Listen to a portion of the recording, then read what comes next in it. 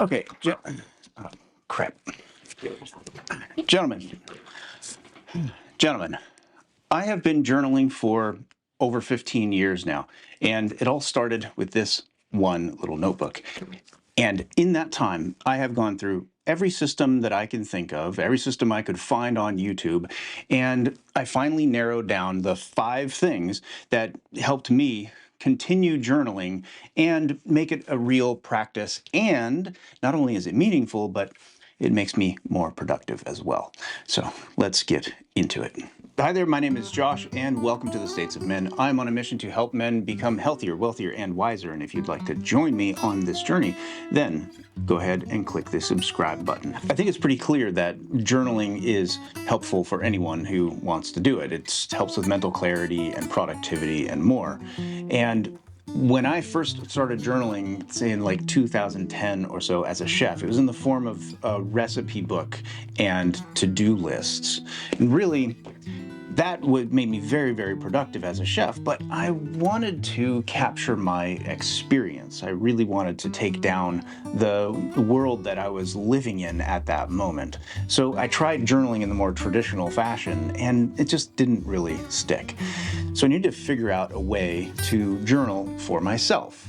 And then bullet journaling came along. And again, that was very productivity focused. And it was very, very helpful. I used it all throughout college. I used it when I entered tech. It was fantastic. And if you look online, you see all kinds of journaling videos where people are making fancy artsy-fartsy spreadsheets and all of that, and layouts and things. And that's just not me. So here's what I did. Here are the 5 things that helped me evolve my journaling over time. And by the way, it's still evolving. So I'm making some new changes to the journal that I'm setting up today. And I'll walk you through how I set that up. The very first thing I realized was that I needed to lower the stakes for journaling. When you look online, you see all the YouTube videos about journaling. Again, they're very fancy, and the handwriting looks beautiful. And I actually threw away a couple of journals because I had smudged them in a way that just seemed imperfect. I got upset when a page got marred, and I wouldn't tear pages out. And then I realized that that's not really useful. A journal is going to be messy, and frankly, that's part of the character and part of the charm. And this one, in fact, here's one of my little innovations of sorts, is that I put duct tape on the outside of it so that way I could stick a pen down the outside and hold on to my favorite pen on the outside of this thing, and it would still sit on the shelf. Because if you had those little things on the pen holder on the front, then it wouldn't sit on the shelf very well. So I wanted it on the spine.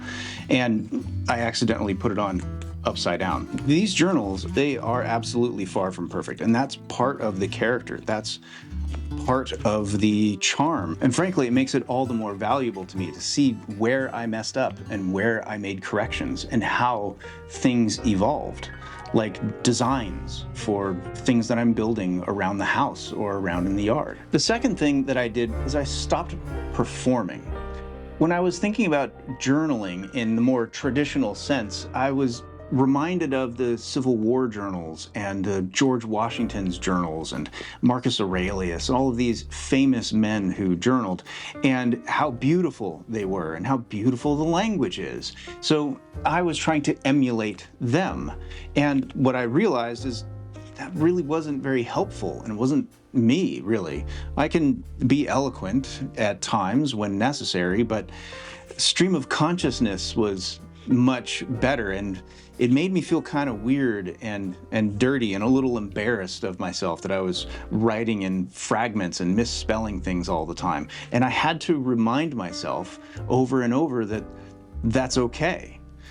I just needed to get it out, get it on the page. And that was much, much more important. And with that, what I wanted to start doing was collecting artifacts like these, like plane tickets, concert tickets, maps, mostly from my travels, but from anything that was significant or interesting that was going on at the time in my life. And there's some that I haven't even processed yet into the book. There's a map of Capri and a map of Rome and these tickets. I'm not sure what these went to. But I have all of these artifacts, and I was more journaling in the traditional sense, and I got away from the productivity aspect of journaling, the bullet journaling, which was really, really helpful. And the thing that bugged me about bullet journaling was all of the setup, the indexing, and having dedicated pages for collections and all of this.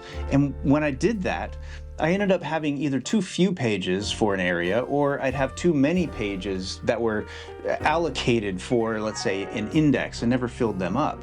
So what I decided to do then was to journal from front to back in this more natural artifact collecting kind of way, and then bullet journal, task-oriented, from back to front. And when they meet somewhere in the middle, that's when I close the journal up and start a new one. And that reminds me of the third thing that helped me journal on a regular basis and keep it up.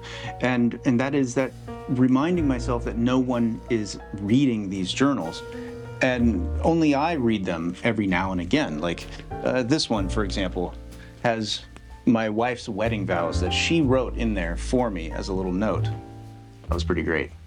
But I have journals like this that I picked up in Florence. I'm honestly a little nervous to write in a journal like this because it is so beautiful. And here I am telling you all about making your journal messy and just going at it and having fun. But then I come across something like this, which is handcrafted, and I honestly am a little intimidated to start it, and I feel like I'm not quite worthy to write in it yet, if that makes any sense.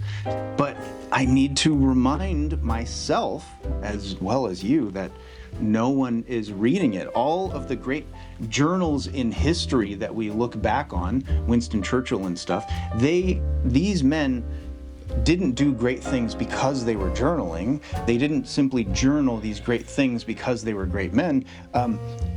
Everyone journaled. And frankly, we are comparing the highlight reel, the historical highlight reel, against our Tuesday, well, Thursday today, actually.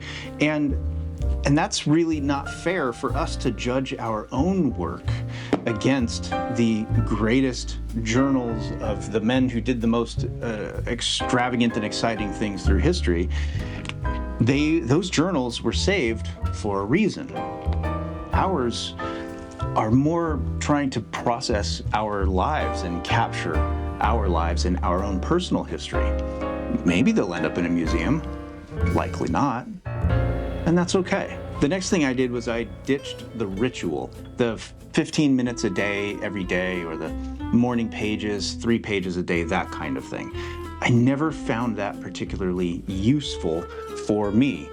I had nothing to say, and I was writing stream of consciousness, and the stream of consciousness never seemed to get better. It was just eating up part of my morning. But having it with me and recording things that were important and having the paper handy to scribble down a note or scribble out a diagram and to make a to-do list and to check those things off, that became very valuable. And I'd write on the journal when I'm on vacation or if I'm on a plane or something like that. Then I would fill in stories that happened, and sometimes I would work through things. But honestly, ditching the ritual was the best thing that I could have done. And that brings us to number 5, building your own system. I mentioned before, what I'm doing is journaling in the more traditional sense, going this direction, and bullet journaling more in that direction. But there's a couple of additions that I'm going to do. So, for example, this cool envelope came when I got my new pants from Suit Supply, and that I'm going to stick on the inside like a library card envelope. And then I have these little index cards, 3x6 index cards, and that will be my index. That way I don't have to dedicate any pages to the journal to an index, and these can be swapped out. The other thing I do is I write in a Sharpie, if found, $100, and then my phone number. And the last thing that I'm going to do is, well, hang on for this one, hang on. I'm going to use my typewriter, and I'm going to use the typewriter to write on the back of things like airline tickets, for example. That way I get to use those for journaling or writing poetry or whatever suits my fancy in the moment. So that's it. I'm ready to go. So let me know what you think down in the comments. And until next time, build your faith, build your family, build something bigger than yourself. Take care.